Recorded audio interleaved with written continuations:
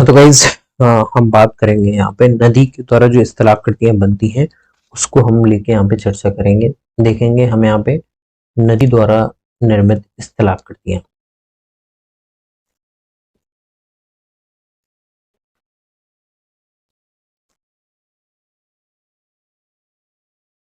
ठीक है। अब हमने एक वीडियो मैंने बनाई थी कि ज्वालामुखी के द्वारा जो इंट्रूसिव फॉर्म में जो आकृतियां बनती हैं या फिर एक्सट्रूसिव फॉर्म में जो बनती हैं, दो वीडियो ऑलरेडी मैंने अपलोड की हुई हैं। उसी से संबंधित यहाँ पे आ जाती है कि नदियों द्वारा जो स्थलाकृतियां बनती हैं वो भी जानना जरूरी होता है। अब नदी का जो पानी है वो दो तरह से आपके स्थलाकृतियों का निर्माण कर सकता है। वो हम दोनों ही प्रकार यहाँ पे पढ़ेंगे। एक होता है या तो वो अपरदन करके कर सकता है, इसका जल का अपरदन कर सकता है। दूसरा कर सकता है निक्षेपण, यानी कि जो मिट्टी को अपरदित करके ला रहा है वो एक स्थान पर उसे जमा करता हुआ चले जाए। तो सॉरी, अपरदन द्वारा जो स्थलाकृतियां बनेंगी वो हम यहाँ पे बात करेंगे कौन कौन सी होंगी बेसिकली। एक तो होती है आपकी वी आकार की घाटी, एक तो इसकी स्टडी करेंगे हम। ठीक है। दूसरी होगी आपकी गोखुर झील। ये जो है ये कैसे बनते हैं, आपके अपरदन से बनती है। ठीक है। एक होती है आपकी जलप्रपात। ठीक है। एक होती है आपके, इन सभी के मीनिंग हम देखेंगे। अब अभी आप समझ लीजिए कि अपरदन से क्या बनता है और आपके निक्षेपण से क्या बनता है। ठीक है। नदी के विसर्ग।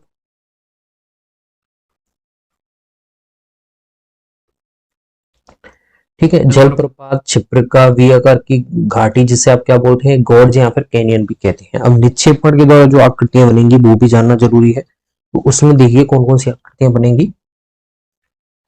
देखिए, निक्षेपण में आपके बन सकता है जलोढ़ पंख बन सकता है। ठीक है। जलोढ़ शंकु बन सकता है। यहां पर आपके बन सकता है बाढ़ का मैदान। क्या बन सकता है, बाढ़ का मैदान बन सकता है। प्राकृतिक तटबंध बन सकता है। और बन सकता है आपके प्राकृतिक तटबंध बन सकता है, बाढ़ का मैदान, या फिर आपके डेल्टा बन सकता है, या फिर आपके नदी द्वीप बन सकते हैं। ये जो सारणी है ये आपको ध्यान रखनी है क्योंकि मोस्ट इंपोर्टेंट है। यहां से आप पता कर सकते हैं कि निक्षेपण यानी कि जो भूमि काट के लाई है उसे एक स्थान पर अगर एकत्रित कर दें तो ये आकृतियां बनेंगी, और अपरदन कर दें, मिट्टी को काट के ये आकृतियां बनती हैं, बी आकार की, गोखुर झील, जलप्रपात। हम सभी का बारंबार स्टडी करने वाले हैं। ठीक है। तो सबसे पहले हम देख लेते हैं कि वी आकार की घाटी क्या होती है, जिसे आप बोलते हैं गोर्ज या फिर कैनियन।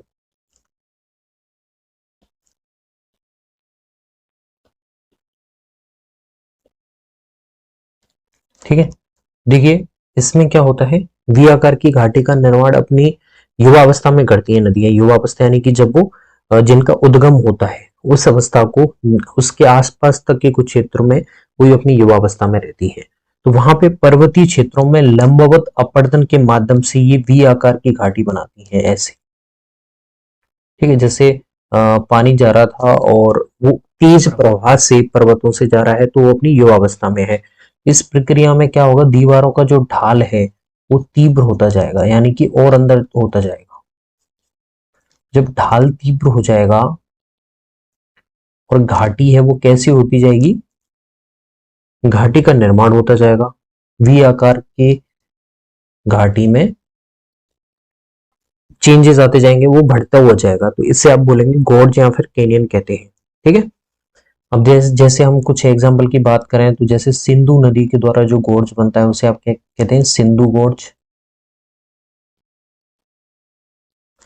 और आपकी सतलज नदी द्वारा जो बनता है उसे आप बोलते हैं सिपकला गोर्ज। ये नाम है जो आपके एग्जाम बेसिस पे इंफॉर्मेशन जरूरी है, यहां से पूछ लेते हैं। ब्रह्मपुत्र नदी का पूछते हैं।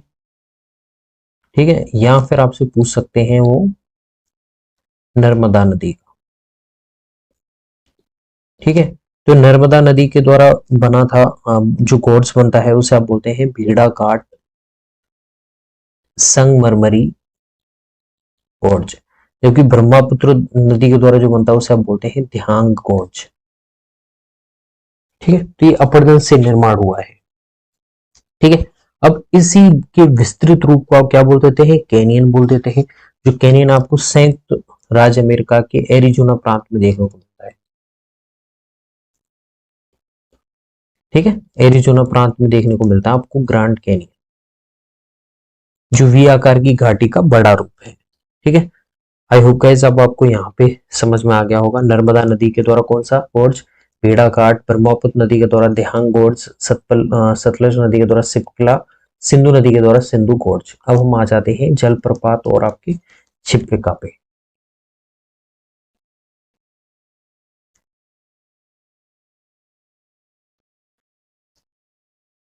एक को आप इंग्लिश में बोलते हैं जलप्रपात को वाटरफॉल, और इसे आप बोलते हैं रैपिड,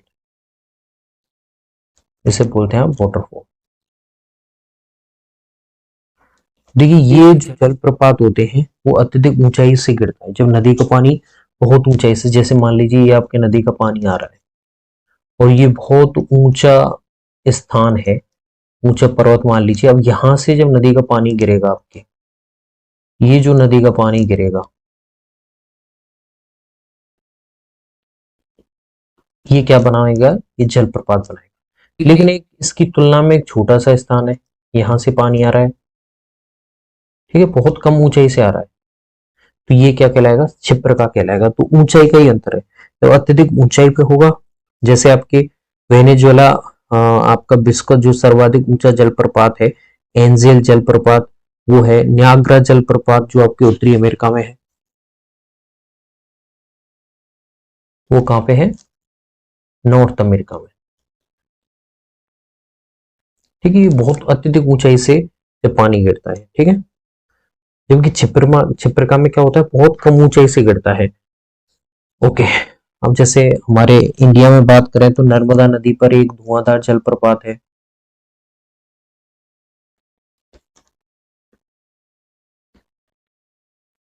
नर्मदा नदी पे, ठीक है, और भी कई सारे हैं, जैसे गढ़सोपा जलप्रपात है, वो महात्मा गांधी जलप्रपात जो कहाँ पे है, शरावती नदी पर, कर्नाटक। ठीक है, तो ऐसे एग्जाम्पल हो जाते हैं आपके। और क्षिप्र का जब जल, नदियों का जल बहुत कम ऊंचाई से क्रमबद्ध रूप से गिरता है तो उसे आप क्या कहते हैं, क्षिप्रका कहते हैं। ठीक है, अब हम आगे आ जाते हैं कि जलोढ़ पंख क्या होता है, एलुवियल फेंस क्या होता है। जिसे आप बोलते हैं जलोढ़ पंख क्या होता है। ठीक है, छोटी सी चीजें लगती हैं लेकिन यही कंफ्यूज कर देती हैं। जैसे मान लीजिए ये आपका है पहाड़, ठीक है, ऐसी ड्राइंग आपने बचपन में खूब बनाई होगी, उगता हुआ सूरज इनके बीच में।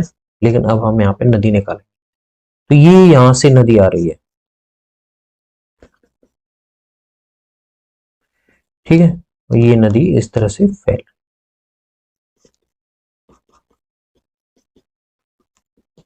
ठीक। अब देखिए नदी जब अपनी युवावस्था में, जहां से पर्वत से उद्गम हुई है, वो उसका युवावस्था काल है। जब बहुत अधिक दूरी तक पहुंच जाएगी वो प्रौढ़ावस्था काल हो जाएगा। वो वृद्धावस्था काल जब वो आपके समुद्र में मिलने के लिए तैयार होती है तो वो वृद्धावस्था काल है। तो जब नदियां अपने साथ लाए अवसादों को मैदानी मैदानी क्षेत्र में, अपने पर्वतीय क्षेत्रों में इस प्रकार निक्षेपित कर देती हैं कि पंखनुमा संरचना का निर्माण हो जाता है। तो ये पंखनुमा संरचनाएं, जैसे आपके पक्षियों के पंख होते हैं, उस तरह से ये अवसादन दिखाती है। नदियां जब पर्वतों को काटते हुए आएंगी तो अपने साथ में मिट्टी की परत को अपने साथ में लेके आती है, ठीक है। और ये यहाँ पे जैसे उनका वेग कम होता है तो वो मैदानी क्षेत्रों में इसे फैला देती है। अभी फैला हुआ जो इनका क्षेत्र होता है वो पंख की संरचना में होता है, इसीलिए इसे आप बोलते हैं जलोढ़ पंख।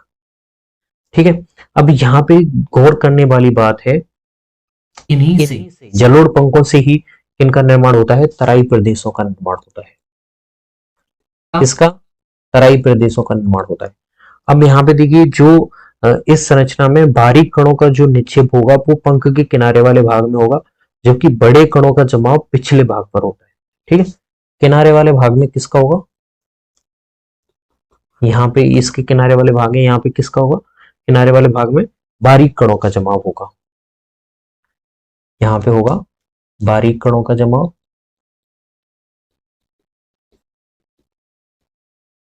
ठीक है, जबकि आपके बड़े कणों का जमाव पिछले वाले भाग पर होता है, यानी कि इस वाले क्षेत्र में, आपके जो ढाल वाला क्षेत्र है, इस वाले क्षेत्र में आपके बड़े कणों का जमाव होता है। ये तो हो गया आपके जलोढ़ पंख, और इसी से आपके तराई प्रदेशों का निर्माण होता है। ठीक है, अब हम आ जाते हैं अगली स्ट्रक्चर हमारी, जिसे आप बोलते हैं नदी विसर्प या फिर गोखुर झील।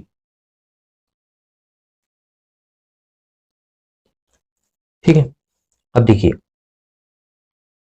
जैसे मान लीजिए ये नदी निकल रही है इस तरह से,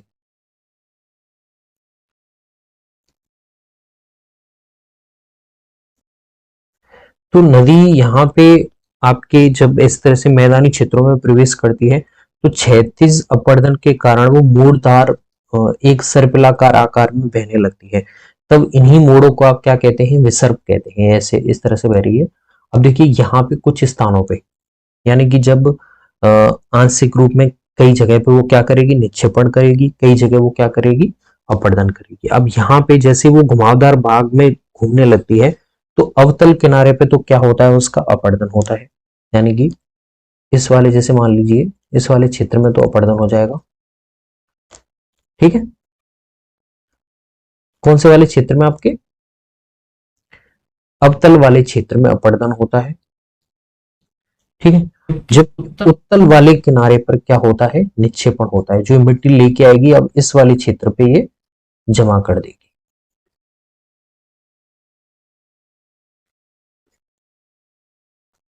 ये कौन सा क्षेत्र है आपका, उत्तल क्षेत्र।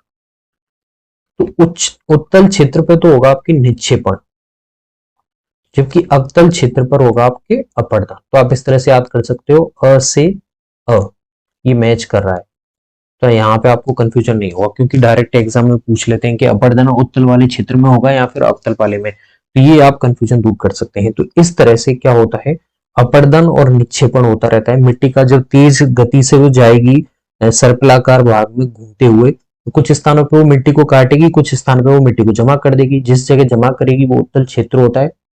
ठीक है, अब देखिए एक टाइम ऐसा आएगा जब ये आपका जो पानी है कटाव की वजह से ये वाला यहाँ पे ऐसे जमा होती जाएगी, ये जो जमा हो रहा है और ये इधर जमा होता जाएगा। तो ये वाला जो क्षेत्र है ना, ये वाला जो क्षेत्र है, ये वाला आपके कुछ दिनों बाद इस मुख्य नदी से अलग हो जाएगा और एक झील का निर्माण करता है, जिसे आप कहते हैं गोखुर झील। जो अपनी मुख्य नदी से अलग हो जाए, किसकी वजह से, निक्षेपण की वजह से, क्योंकि धीरे धीरे उत्तल वाले क्षेत्र पे अपर क्या होता रहेगा, निक्षेपण होता रहेगा, जमा होती रहेगी मिट्टी, उसकी वजह से ये यहाँ से कट जाएगा ये वाला जल का एरिया।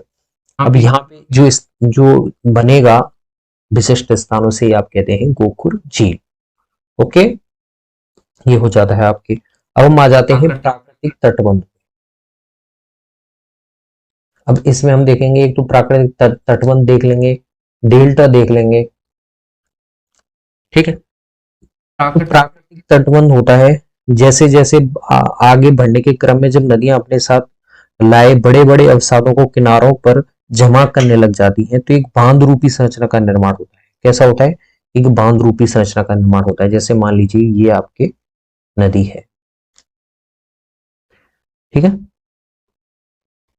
और ये क्या है आपके आसपास में ये जो क्षेत्र है, ये बाढ़ का मैदान है, जहां पे नदी अपना जो इस उफान के समय पे, बरसात के समय पे ये पानी यहां तक आ जाता है, बाढ़ के मैदान तक। लेकिन एक ऐसा स्थान होगा जहां पे ये नदी के द्वारा जो लाया हुआ जो अवसादन होगा, जो मिट्टी होगी, वो एक किनारे पे निक्षेपित करती हुई जाती है। ठीक है, जैसे मान लीजिए यहाँ पे इसे वो निक्षेपित करती हुई जा रही है इस तरह से। ठीक, तो इसी आप कहते हैं बांध रूपी संरचना का निर्माण हो जाता है। एक यहां बना दिया, जैसे मान लो तो जो निक्षेपण होगा वो एक तरह से ब्रिज टाइप की स्ट्रक्चर बना देता है, जिसे आप बोलते हैं तटबंध। इसे आप क्या बोलते हैं? तटबंध। ओके। और डेल्टा, जब नदी अपने कहाँ आ जाती है? मैदानी क्षेत्रों में आ जाती है। जब नदियां अपने मैदानी क्षेत्रों में आएंगी तो जो अवसादन अपने साथ में जो कंकड़ पत्थर लेके आई हैं वो वहां पे वो जमा कर देती हैं एक स्थान पे, जिससे वहां पे क्या बनता है? डेल्टा बनता है। तो अवसादन की वजह से बनता है, यहाँ पर अवसादन या फिर निक्षेपण की वजह से। ठीक है, क्योंकि वहां पे जो वेग है वो कम हो गया है नदियों का। अब वो जब वेग कम हो गया है तो मिट्टी के कंकड़ पत्थरों को अपने साथ लेके बहा नहीं सकती है, इस स्थान पर वो एक पे जमा हो जाते हैं। जैसे मान लीजिए ये आपके यहाँ से मान लीजिए नदी निकल रही है, तो यहाँ तो उसका वेग था अच्छा खासा, लेकिन यहाँ पे धीरे धीरे इसका वेग कम हो जाएगा। अब यहाँ पे जो कंकड़ पत्थर आपको दिखाई देंगे, अवसादन दिखाई देगा, उसे आप क्या कहते हैं? उसे आप डेल्टा कहते हैं। ठीक है, अब इसकी आकार अलग अलग हो सकते हैं डेल्टा के, तो हम इतना डेप्थ में नहीं जाएंगे। अगला है हमारा नदी के द्वीप, रिवर आइलैंड। कई बार क्या होता है, जैसे ये नदी जा रही है आपकी, और नदी में उसका जो क्षेत्र है वो बहुत बड़ा है, बीच में ही कोई स्थल है, वहां पे वो मिट्टी जमा हो रही है धीरे धीरे, और वो स्थल एक टापूनुमा संरचना बन जाता है बीच नदी में। ठीक है, स्थल है वो उठ गया है, वहां पे मिट्टी जमा होती जा रही है, और वो क्या बन जाता है? एक तरह से टापू सा बन जाता है, उसे द्वीप बोलते हैं, या फिर इसे आप स्थल खंड भी बोल सकते हैं। ठीक है, इसे आप बोलते हैं रिवर आइलैंड या फिर नदी के द्वीप। तो यहाँ जो पानी है वो आसपास से इसके आराम से बहता रहता है, लेकिन ये जो क्षेत्र है भूमि से ऊपर उठ गया है, इसलिए यहां तक पानी नहीं जा पाएगा। अगर ये डूबेगा तो जब नदी उफान में आएगी, जब बरसात के समय पे, तभी डूब सकता है, नहीं तो ज्यादातर समय पे ये कैसा रहेगा? ऊपर ही उठा रहता है। तो देखिए जैसे असम में ब्रह्मपुत्र नदी पे, ब्रह्मपुत्र नदी में आपके कौन सा है? माजुली नदी द्वीप है। कौन सा द्वीप है? माजुली नदी द्वीप है, जो कि विश्व का सबसे बड़ा नदी द्वीप है। कैसा है ये? विश्व का सबसे बड़ा नदी द्वीप है। एक क्वेश्चन यहां से आपका तैयार हो जाता है जीके का, कि विश्व का सबसे बड़ा नदी द्वीप कौन सा है? तो वो कौन सा है? माजुली द्वीप है। ठीक है, इस तरह जो अमेजन नदी है, जो आपके अमेरिका में है, अमेजन के रेन फॉरेस्ट, जिन्हें आप लंग्स ऑफ प्लानिट भी बोलते हैं, लंग्स ऑफ प्लानिट भी बोलते हैं, क्योंकि मोस्टली ऑक्सीजन वहीं से मुक्त होती है। ठीक है, तो अमेजन नदी के द्वारा भी कई प्रकार के नदी द्वीपों का निर्माण किया जाता है। तो ये हमने कुछ टॉपिक देखे किसके, कि जो नदी का पानी है वो बाहर ऊपर की तरफ है। मैं नदी के जो भूमिगत पानी की बात नहीं कर रहा हूँ, नदी जो धरातल पे कौन कौन सी स्थलाकृति बना सकती है, तो ये हमने देख लिया है। कौन कौन से बनाए हैं? निक्षेपण वगैरह से, ये सब आपने देखे। हमने देखा कि अपरदन से वी आकार की घाटी बनी है, गोखुर झील बनी है, जलप्रपात बने हैं जो बहुत ऊंचाई से गिरते हैं, छिप्रका बनी है जो बहुत कम नीचाई से गिरेंगे, नदी विसर्प, और नदी विसर्प से ही गोकुड़ झील का निर्माण होता है, क्योंकि ये झील है पानी का एक विशिष्ट संग्रहण है जो अपनी मुख्य नदी से हट गया है। जलोढ़ पंख और जलोढ़ शंकु का निर्माण होता है जब नदी पर्वतों से नीचे आती है मैदानों में, तब उस स्थान पे एक पंखनुमा संरचना बन जाती है, जिसे आप जलोढ़ पंख कहते हैं। बाढ़ का मैदान, ये मैं बताना भूल गया, लेकिन बाढ़ का मैदान क्या होता है? जब नदी अवसादन के द्वारा एक उपजाऊ क्षेत्र बना देती है, जहां पे उसका वेग कम हो जाता है, तो उस स्थान को आप कैसा बोलते हैं? बाढ़ का मैदान भी बोलते हैं, या फिर नदी जहां तक प्रवाहित हो सकती है। तो ये ज्यादातर कैसा होता है? इसमें नए अवसाद जमा होते रहते हैं। खादर, बांगर आपने सुने होंगे। ठीक है, जैसे खादर है उपजाऊ भूमि होती है, बांगर जो पुरानी अवसादन हो चुका है, अनुपजाऊ भूमि आप बोल सकते हैं। प्राकृतिक तटबंध हो गया, डेल्टा हो गया, नदी द्वीप हो गए। इसका सबसे बड़ा नदी द्वीप कौन सा है? माजुली नदी द्वीप है, जो कि असम में ब्रह्मपुत्र नदी में मिलता है। ये टॉपिक हो जाता है हमारे ज्योग्राफी का। I hope guys you will get it. If you any problem then comment down below. मिलते हैं नई वीडियो में नए किसी टॉपिक के साथ। धन्यवाद।